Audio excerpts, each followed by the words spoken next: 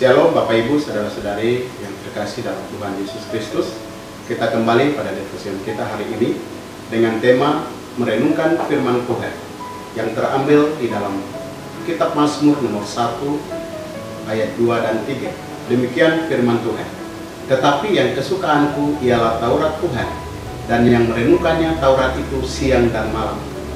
Ia seperti pohon yang ditanam di tepi aliran air, yang menghasilkan buahnya pada musimnya, dan yang tidak layu daunnya, apa saja yang diperbuatnya berhasil.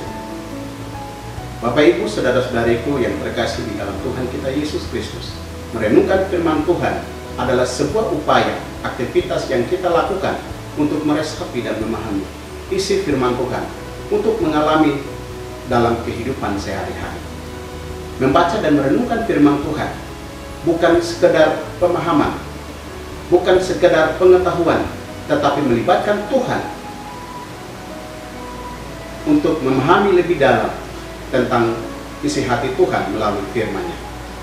Bapak Ibu, saudara-saudariku yang terkasih di dalam Tuhan kita Yesus Kristus, untuk merenungkan firman Tuhan ada dua cara yang kita akan melihat bersama-sama. Yang pertama, bagaimana kita melibatkan Roh Kudus di dalam perenungan kita. Mengapa kita harus melibatkan Roh Kudus?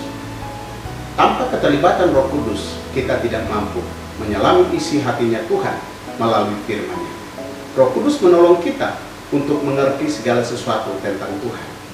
Sebelum Yesus berangkat ke surga, Ia menjanjikan kepada murid-muridnya bahwa Ia akan mengirimkan penolong bagi mereka, yang terdapat di dalam Yohanes pasal 14 ayat 16-17 yang berkata, "Aku akan meminta kepada Bapa, dan Ia akan memberikan kepadamu seorang penolong yang lain, supaya Ia menyertai kamu selama-lamanya, yaitu Roh kebenaran. Dunia tidak dapat menerima Dia, sebab dunia tidak dapat melihat Dia dan tidak mengenal Dia.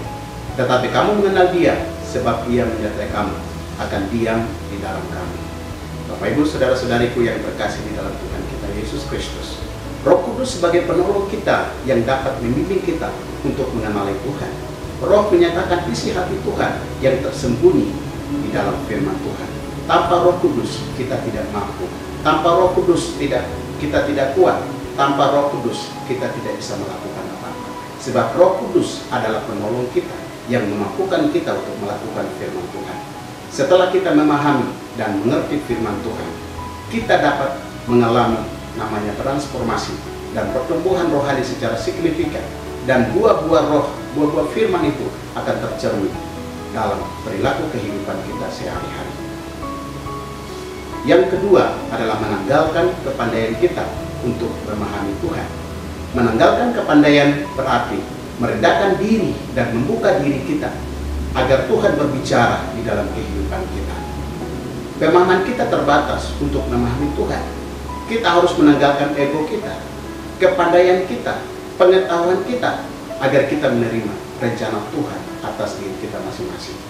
Saudara-saudaraku yang terkasih di dalam Tuhan kita Yesus Kristus, di dalam 1 Korintus pasal 2 ayat 14 yang berkata, "Tetapi manusia dunia tidak menerima apa yang berasal dari Roh Allah, karena hal itu baginya adalah suatu kebodohan, dan ia tidak dapat memahaminya, sebab hal itu hanya dinilai secara rohani."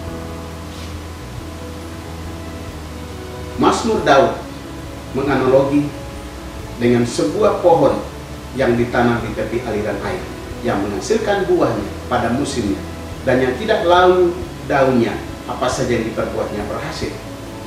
Bapak Ibu, saudara-saudariku yang terkasih di dalam Tuhan kita Yesus Kristus, hidup yang selalu menempatkan Tuhan di dalam kehidupannya dan kesukaannya selalu merenungkan Taurat Tuhan terus-menerus, maka akan mengalami pertumbuhan yang luar biasa di dalam kehidupannya. Di dalam Galatia pasal 5 ayat 22 dan 23, buah roh dari kesetiaannya, buah dari kesetiaannya, ada 9 buah roh yang akan memenuhi di dalam kehidupannya, yaitu kasih, sukacita, damai sejahtera, kesabaran, kemurahan, kesetiaan, dan kelemah lembutan. Hal-hal ini akan menjadi pribadi di dalam kehidupannya, dan di dalam kehidupannya akan mencerminkan Kristus, mencerminkan buah-buah roh itu akan terpancar dalam kehidupannya, dan kehidupannya akan menjadi berkat. Kehidupannya akan bertumbuh semakin hari semakin terus menerus akan mengalami pertumbuhan yang luar biasa di dalam kehidupannya.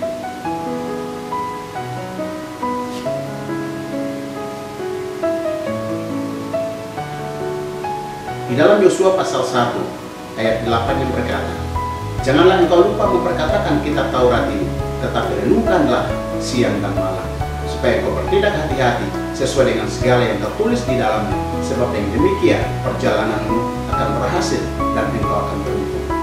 Kedua ayat ini dapat mengingatkan kita untuk terus-menerus menyukai firman Tuhan, terus-menerus menyukai untuk merenungkan firman Tuhan itu siang dan malam. Tidak ada batas waktunya, tidak ada batasan untuk kita tidak merenungkan firman Tuhan.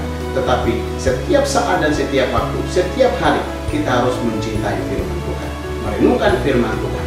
Tanpa membaca dan merenungkan firman Tuhan, kita tidak dapat mengalami pertumbuhan dalam kehidupan kita. Kiranya Tuhan Yesus memberkati kita. Shalom.